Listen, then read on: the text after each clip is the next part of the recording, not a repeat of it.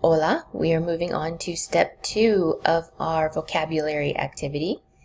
If you need to revise, so you either got a 100% or you need to revise it, and you will continue to revise it until you earn a 100%.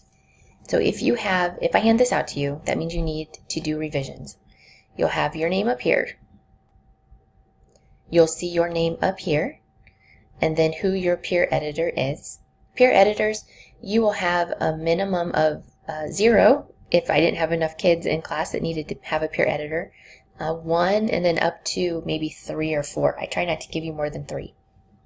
Focus on, so if you have this paper in front of you, you're going to see 1 or more of these circled. Did you use too many verbs? I didn't see much of this just because you don't know that many verbs yet. Was there a conjugation error? Did you write the he, she, usted form but pair it with the yo pronoun? Requirements, did you not follow the instructions? And then 2 verbs side by side. This isn't something we've covered, but we may as well start working on it now. You can't have 2 verbs side by side, conjugated verbs. One of them has to stay in the infinitive, so it would be me gusta escribir. All right, people who need to do revisions, I graded the front. But you get to choose from those which ones you want to correct. So if I circled all 10 on the front, you can see on the paper in front of you, there's only 6 spaces here. So if I did circle all 10, then just choose 6 of those.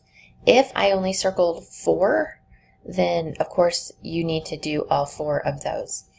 The first thing you're going to do is write the incorrect sentence with your non-dominant hand. There is research behind that, and there are reasons why. I'm not just doing it to be funny, but you will write 3, right? There's space for 6 error corrections here. You don't need to write all 6 with your non-dominant hand. You need to choose 3. Now, if you only missed 2 or 3, then you will be writing all of them with your non-dominant hand. Then you're going to tell me why it was wrong, and then you're going to rewrite the sentence correctly with your normal hand, whatever hand you normally use to write with. So let's look at this first one. It's a conjugation error, número 2. Tu descansar en la escuela. Now I'm going to see this a lot. This is a pretty basic or pretty beginner mistake, but you'll get it as we go through the year. This is a conjugation error. There's 2 mistakes here. Tu doesn't have an accent, and descansar is in the infinitive. So basically your sentence says you to relax at school. You to relax, that doesn't make any sense. You want to say you relax at the school. So we're going to throw that accent on the pronoun, and we're going to put on our to ending, which is AS. Tu descansas en la escuela. Now, peer editors, your job is not to give them the correct answer. It's not to say, oh, this is what you did wrong and this is what it should be. I'm not expecting you to be a teacher.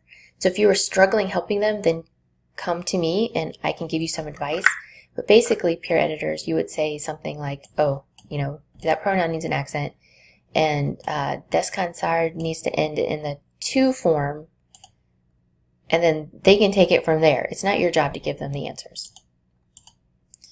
Okay, so let's look at 2 more examples. Another one I commonly saw on this assignment was, this would be requirements. I had about a quarter of my students didn't follow the directions. So I noticed the pronoun they used in their sentence didn't match the pronoun I wanted them to use. Also pretty common was having that matching chapter word. Let's see. Like mano, the matching chapter word, and I didn't see it in the sentence. So that would be a requirement mistake. This matching word needed to be included in the sentence. And did you even write the sentences? I had some students, of course, turn it in only partially done. So peer editors, if that's the case and they're not done, you don't really have much to do unless they want your help as they do it.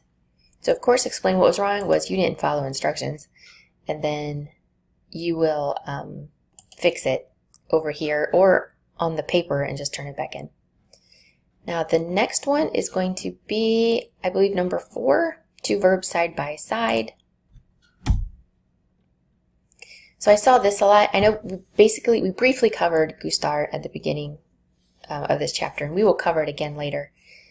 So I'm not surprised to see these kinds of errors, but we might as well start working on them now.